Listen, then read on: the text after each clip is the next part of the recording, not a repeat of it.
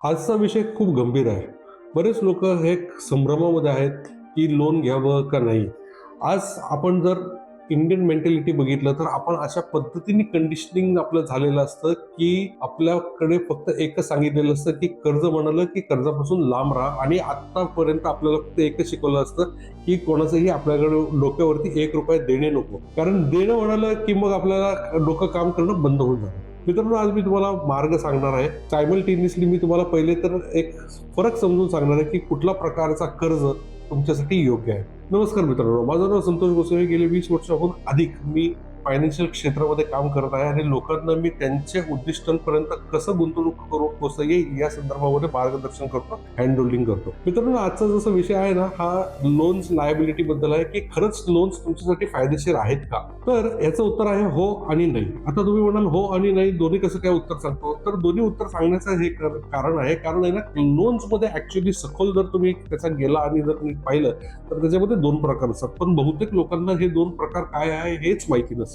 आज माझा जो ऍव्हरेज क्लायंट ग्रुप आहे ना, जो टिपिकल क्लायंट ग्रुप, हा साधारण माझा 35 ते 55 या एज ग्रुपमध्ये आहे किंवा 30 ते 55 या एज ग्रुपमध्ये आहे. आज कित्येक लोकांना मी ज्यावेळेस विचारतो की इन्व्हेस्टमेंटचा आम्हाला अमाऊंट वाढव, पण लोक त्रस्त झालेले, कारण त्यांना लोकांकडे झालंय असं की पगार आल्यानंतर 4 ते 5 दिवसांमध्येच त्यांचा अक्षरशः पूर्णच्या पूर्ण पगार शून्य होऊन जातो, संपुष्टात येतो, आणि त्याच्यानंतर इच्छा असूनही ती व्यक्ती पुढे इन्व्हेस्टमेंट करू शकत नाही. मित्रांनो, ह्याच्यासाठी जर तुम्हाला सोल्युशन मिळालं नाही ना, तर तुमच्या आयुष्यामध्ये ही सर्कल मध्ये ही कंटिन्युटी चालूच राहील आणि हे सर्कल तुमचं कधीच नेव्हर एंडिंग राहील, आणि हे लाईफ लॉंग चालल्यामुळं तुम्हाला सेव्हिंग कडे तुम्हाला बघताच येणार नाही, आणि एंडला ज्या वेळेस तुम्हाला ऍक्च्युअली पैशांची गरज आहे त्यावेळेस तुम्ही अक्षरशः ब्रोक असं राहाल. बघा, तुम्ही स्वतःचं आत्मनिरीक्षण करा फायनान्सेसच्या बद्दल. कित्येक लोक आज मी ज्यांना भेटतो त्यांचं हेच म्हणणं असतं की सर, पगार आला की 2 दिवसांनी 4 दिवस म्हणजे 1 तारखेला तुमचा पगार येतो किंवा मंथ एंडला तुमचा पगार येतो. 1 तारखेला एक ईएमआय येतो, 5 तारखेला एक ईएमआय येतो, 7 तारखेला एक ईएमआय येतो, 10 तारखेला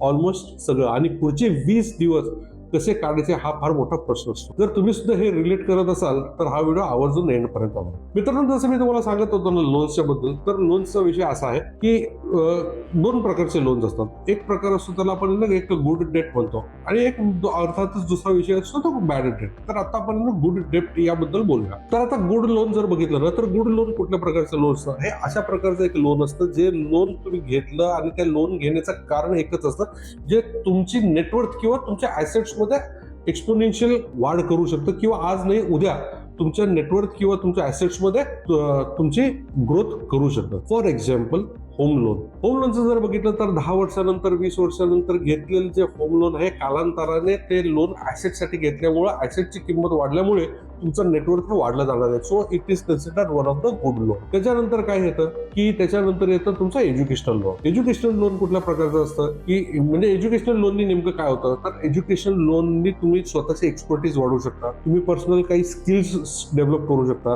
तुम्ही तुमच्या फॅमिली मेंबरमध्ये तुमच्या मुलासाठी वगैरे कोणासाठी मुलीसाठी जर काही करायचं असेल तर तुम्ही त्यांना हायर एज्युकेशनसाठी पाठवू शकता, जेणेकरून त्यांचे स्किल्स डेव्हलपमेंट होतील, आणि जेणेकरून त्यांच्या किंवा तुमच्या आयुष्यामध्ये नेटवर्क मध्ये जर इन्क्रीमेंट झालं तर ते शेवटी तुमच्या फायद्याचंच आहे. त्याच्यानंतर मग एक प्रोफेशनल अँगलनी जर आपण पाहिलं तर अशा प्रकारचं एक लोन असतं ज्याला आपण एक बिझनेस लोन म्हणतो. तर बिझनेस लोन असं असतं की जेणेकरून तुम्ही ते लोन घेतलं आहे आणि ते घेतलेलं जे कर्ज आहे हे तुम्ही तुमच्या आत्ता चालू व्यवसायामध्ये ती इन्व्हेस्टमेंट केली, आणि जेणेकरून त्या व्यवसायाची वृद्धी झाली, वाढ झाली, ज्या गोष्टींमुळे तुमचं नेटवर्थ आज नाही पण भविष्यात वाढू शकतं, अशा प्रकारचे लोन्स घेतले असतात, त्याला आपण म्हणतो गुड लोन्स. आता तुम्हाला स्वतःचं आत्मनिरीक्षण करायचं आणि पाहायचंय की ह्यापैकी तुमच्याकडे कुठले लोन्स आहेत का, कारण जर ह्यापैकी ज्या सांगितलं ह्या कॅटेगरीमध्ये तुमच्याकडे लोन नसतील तर अर्थातच तुमच्याकडे जे लोन्स आहेत हे बॅड लोन्स आहेत. आता बॅड लोन्स कुठल्या प्रकारचे आले, क्रेडिट कार्ड इतकं सुंदर फायनान्शियल टूल आहे, जर ते तुम्हाला प्रॉपर वापरता आलं तर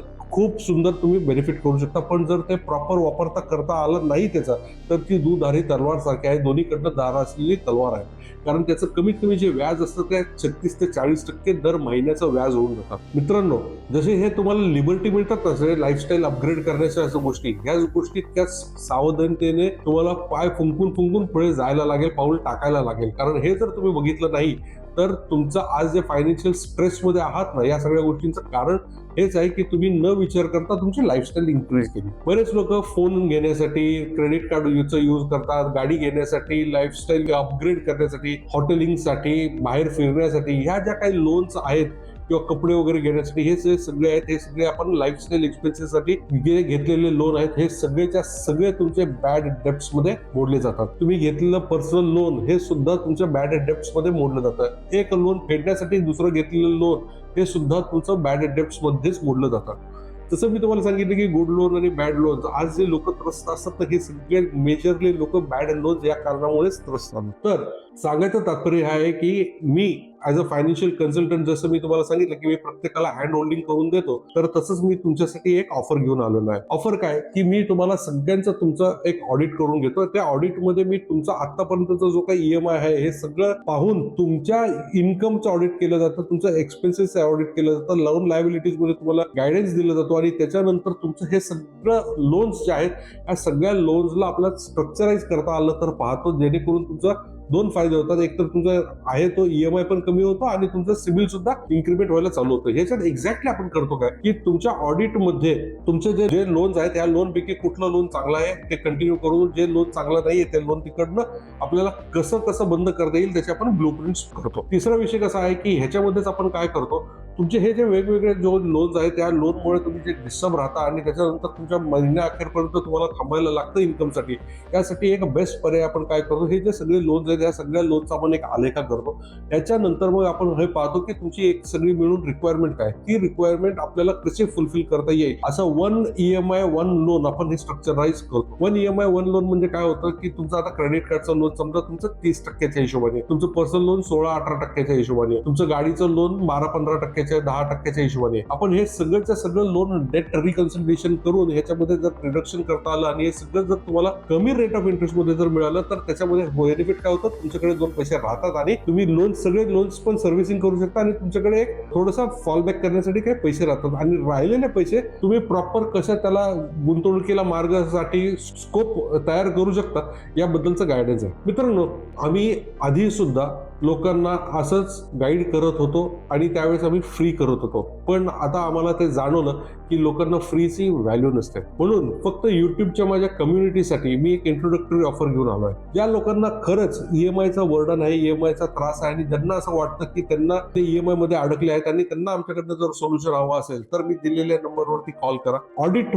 हा मेसेज करा त्या नंबरवर किंवा तुम्ही कॉलही करू शकता. त्याच्यानंतर तुम्हाला एक लिंक दिली जाईल. तुम्हाला 2999 ही रेग्युलर आमची ऑफर आहे. फक्त युट्यूब कम्युनिटीमध्ये अर्ली बर्ड्स साठी म्हणून आपण 999 मध्ये आपण ही ऑफर आता ऍक्टिव्हेट केली आहे, ओनली फॉर लिमिटेड युजर्स. जर तुम्हाला खरंच असं वाटत असेल की तुमचे EMIचे इन्स्टॉलमेंट्स, व्याज हे सगळ्या गोष्टींची तुम्ही त्रस्त झालात आणि तुम्हाला याच्यातलं सोल्युशन पाहिजे असेल तर 999 रुपये ही तुमच्यासाठी खर्च नाही, ही तुमची एक इन्व्हेस्टमेंट ऑपॉर्च्युनिटी, जेणेकरून आज तुमचे 999 रुपये जातील पण जेणेकरून तुमचे अजून काही हजार रुपये वाचतील. विचार करा, कारण हप्ते भरण्यामध्ये भविष्य घालवण्यात काही उपयोग नाही. पुन्हा भेटूया नेक्स्ट व्हिडिओमध्ये. धन्यवाद.